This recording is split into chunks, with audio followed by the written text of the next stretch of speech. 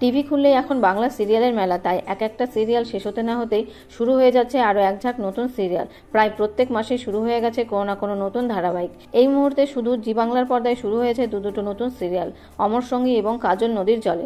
নতুন সিরিয়াল আসলেই শেষ হয়ে যাচ্ছে বেশ কিছু জনপ্রিয় মেগা সিরিয়াল।